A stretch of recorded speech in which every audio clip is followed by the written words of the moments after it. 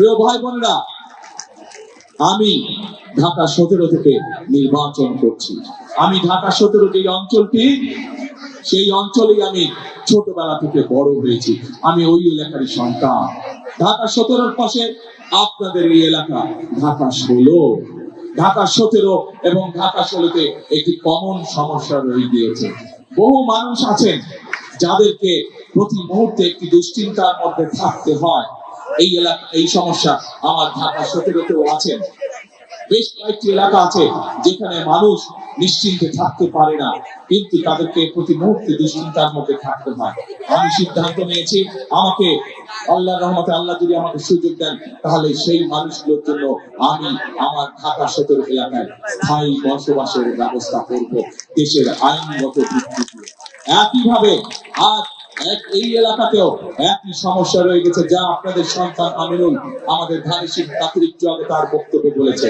আপনাদের সামনে শুধু আজ এতটুকু বলতে চাই, আমার এলাকায় আমি এই সমস্যা যেভাবে সমাধানের চেষ্টা করব, ইনশাআল্লাহ পাশে আমার ঢাকা 16, কাজী এই এলাকায় এই সমস্যার মধ্যে যারা আছে ঠিক একইভাবে তাদের জন্য এই সমস্যার সমাধানের চেষ্টা করব ইনশাআল্লাহ।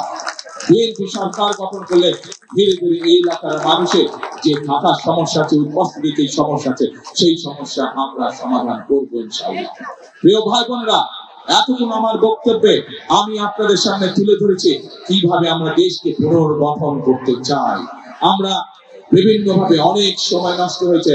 স্বৈরাচার আমাদের দেশকে বহু বছর পিছিয়ে দিয়ে গেছে।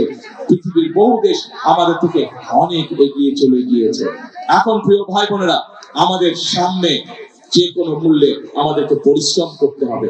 যে কোনো মূল্যে আমাদেরকে আমাদের দেশকে গড়ে তুলতে হবে। কারণ আপনারা, আমি, আমরা সকলে এই দেশই হচ্ছে আমাদের প্রথম, এই দেশই হচ্ছে আমাদের শেষ ঠিকানা। আপনাদের সকলের পরিষ্কার মনে আছে, দেশনেত্রী বেগম খালেদা জিয়াকে বিভিন্ন রকম প্রস্তাব দেওয়া হয়েছিল যে উনি যাতে বিদেশে চলে যান, কিন্তু দেশনেত্রী খালেদা জিয়া জেল জুলুম স্বীকার করে মৃত্যু অবধারিত জেনে উনি এই দেশের মানুষকে, অর্থাৎ আপনাদেরকে ফেলে উনি যাননি। জীবনের শেষ দিন পর্যন্ত উনি আপনাদের সাথে ছিলেন। প্রিয় ভাই বোনেরা, সেই জন্যই এই দেশকে আমাদের গঠন করতে হবে, যাতে এই দেশের সন্তানরা সুশিক্ষা পায়। এই দেশকে গঠন করে গড়ে তুলতে হবে যাতে এই দেশের মানুষ এই দেশেই কম বেশি সহজেই চিকিৎসা পায়। এই দেশকে আমাদের গড়ে তুলতে হবে, পুনর্গঠন করতে হবে, যাতে এই দেশের সন্তানেরা লেখাপড়া শেষ করার পরে এই দেশেই তাদের ব্যবসা বাণিজ্য কর্মসংস্থানের ব্যবস্থা করতে পারে। এই দেশকে আমাদের গড়ে তুলতে হবে, এই দেশের মা বোনেরা যাতে এই দেশের স্বাবলম্বী হয়ে দেশ গঠনের ভূমিকা রাখতে পারে।